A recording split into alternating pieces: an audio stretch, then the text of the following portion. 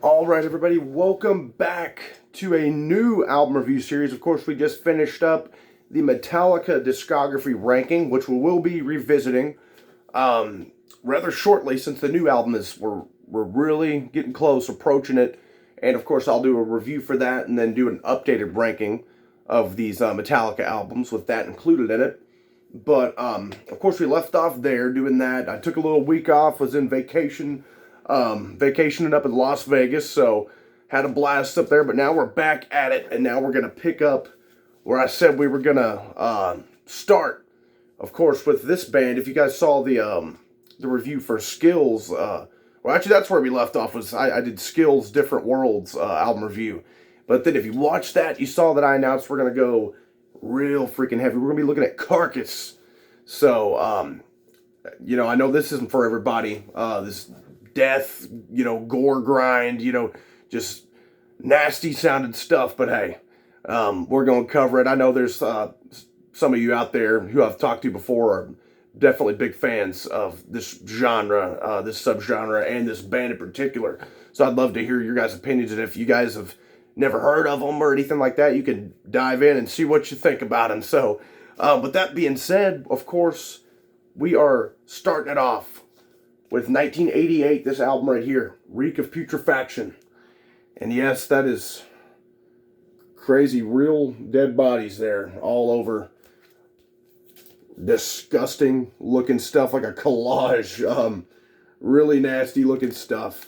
But, it really fits the tone and sound of the album, as we'll find out as we go through here. And yeah, this one, like I said, it dropped in 1988, late 80s. These guys are from the UK. They, just kind of hopped out of nowhere. This thing's recorded on a little 16 track, so the production is just awful, but I like that it is. It fits this, right? This is one of those cases where it does that, where that works.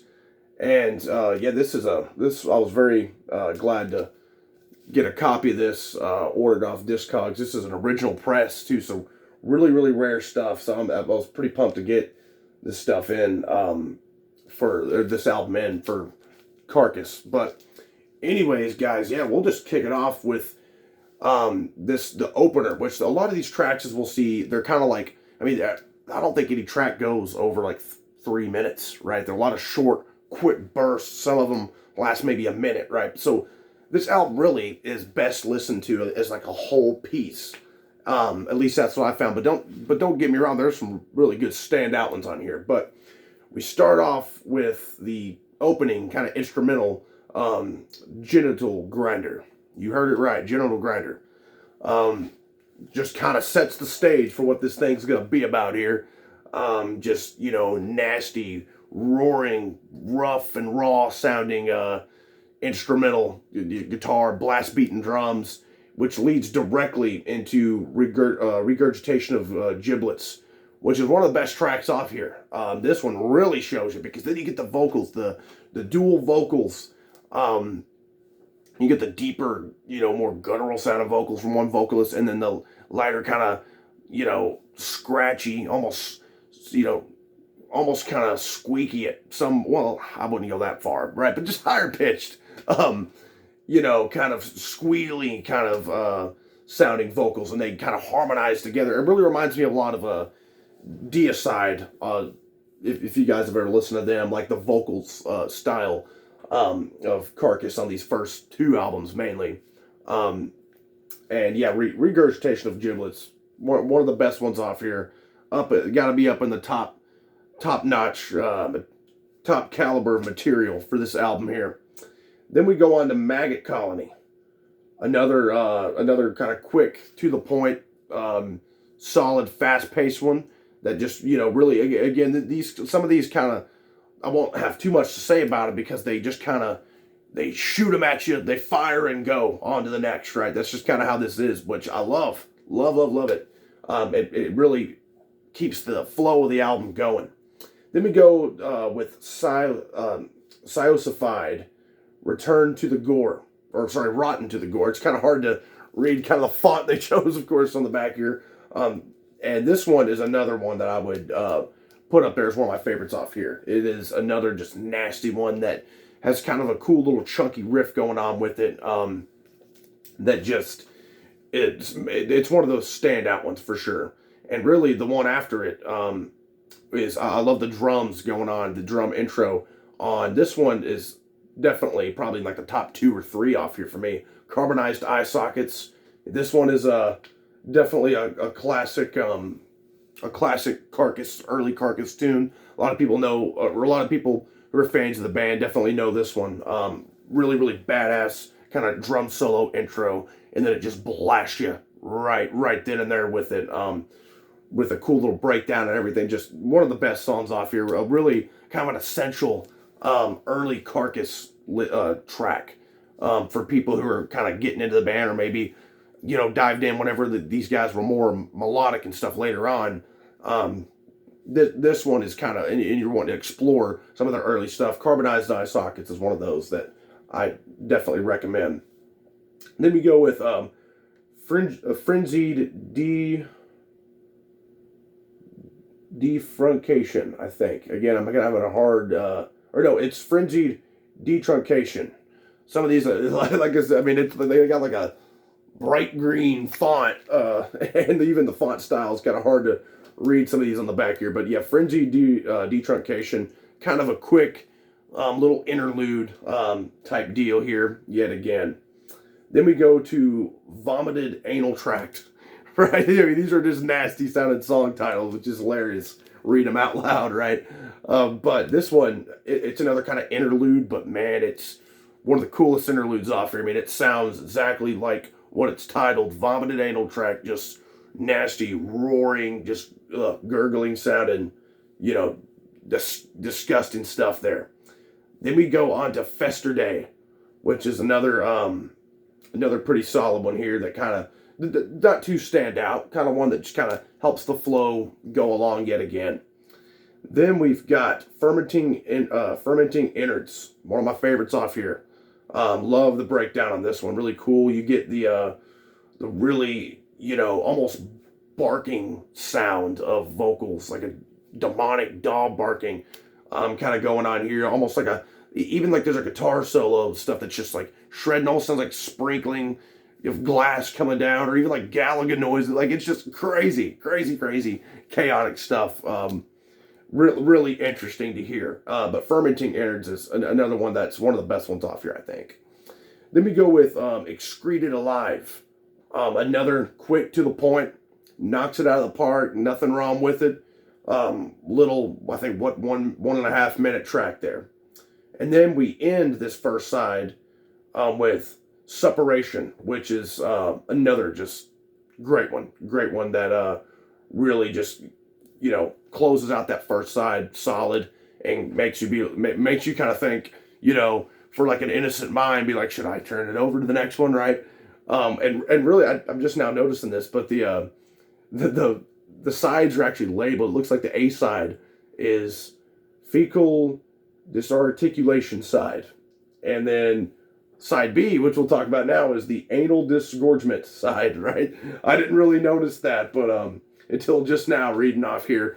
But yeah, onto that side, we got Foeticide, which is one of the best ones off here, for sure. Hands down, some top-notch stuff. You got a really cool bass going on this one that you can hear that's just really kind of just drones, you know, just kind of beats it through, you know. And has a pretty cool freaking breakdown on that one, too. Then we go with Microwaved Uterogestation. Another one of those that kind of just does its thing, kind of blends in, goes straight to the point, which is, again, not a bad thing. Then Feast on Dismembered Carnage. Man, this is a quick one, but this one is like a freaking, just a train wreck, right? Just, and I mean that in the best way possible. Just sounds like the gurgles, it sounds like someone's munching on bones or something, right? And almost like a freaking, like a power washer spraying the window of a building or something, like just crazy sounding stuff that just is really, really cool, really, really unique. So that quick little one is actually just really freaking cool. Then we go with Splattered Cavities. This one is up there as one of my favorites here. This quick one. This one also, I kind of like the bass thing they got going on this one.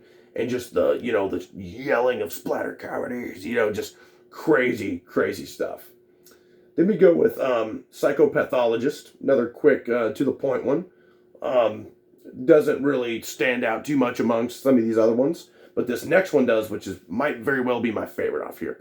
I think it's safe to say it is Burnt to a Crisp, which this one, you can understand the lyrics probably more so than some of the others. They're probably more than any others on here, which, is cool. I mean, that doesn't necessarily factor into like my enjoyment, whether I'm understanding what they're saying or not.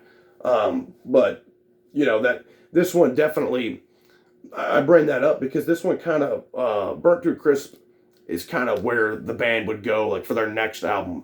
That sound, and that one is kind of the track that you hear like, okay, this is the one that they really looked to kind of go forward in their career. If you look, like I said, at the next album and the one after, kind of they go with this one is has more of a melody. If to it, really, really, really cool riff. Definitely my favorite off here. That's a definite highlight. I mean, these guys' careers, Burnt to a Crisp. It definitely shows what, where these guys, that's a track shows where they wanted to go. And I think maybe they probably look back at that track and are like, that one right there that stands off here as the one that kind of, we're like, okay, this right here is what's going to carry us to the next level. And I think Burnt to a Crisp is top tier Carcass track. Then we go to Pungent Excruciation. Not one of my favorites off here. This one is another one that kind of just, going through the motions here with it, blends on in and does its thing. Then we go to Manifestation of Varicose Urethra. And this one kind of does the same, just kind of is keeping that flow, that nasty vomiting, sounding, just, vomit-inducing sound they got going here that just keeps the grossness going, right? Then Oxidized Razor Masticator. This one is another, probably my top 3 or 4 off here for sure. I'd probably say that is my third favorite off here. Really, really cool sound it's got going. This is another one where the bass stands out to me, that deep bass tone. And of course the drums are obviously stand out the whole time, just blasting through, like a madman beating these drums on here. And this one though, I mean, Oxidized Razor Masticator, just the bass on this one, it's got this little bass intro thing going on. Just love this one. Love this one. Big standout here on this Anal Disgorgement side, aka side B. Then we go with Mucopurulence Excretor. Excretor.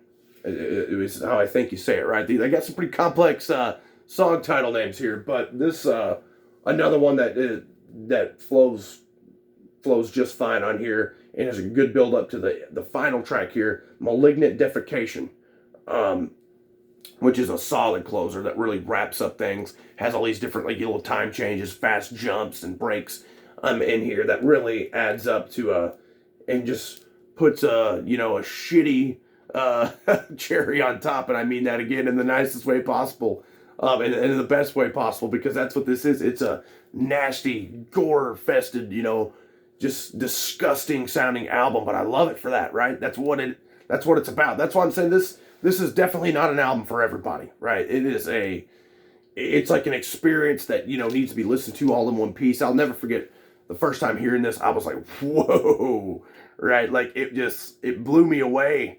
And I had to give it another listen or two before I'm like, it's starting to, sink in. I mean, I liked it the first time I ever heard it, right? Because, I had delved into that. By that point, I had, gotten into death metal, everything. So, I mean, even this, I was like, a little taken back. I'm like, my God, this thing is crazy sounding, right? And just raw and gory and nasty. But, the more listens to this, I find the more you end up appreciating it, especially as a whole piece here. But again, it does have its, big standout songs like Burnt to a Crisp, Oxidized Razor Masticator,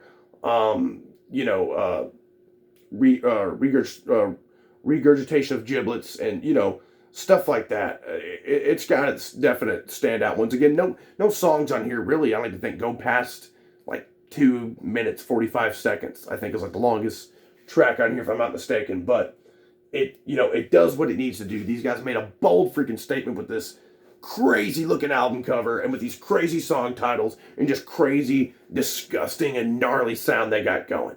But yeah, I freaking love this album, and it only has grown on me over the years as just a piece of art that, it almost is like, you're listening to it and it sounds like something that people shouldn't be allowed to listen to, right? Like, it's just crazy, crazy stuff.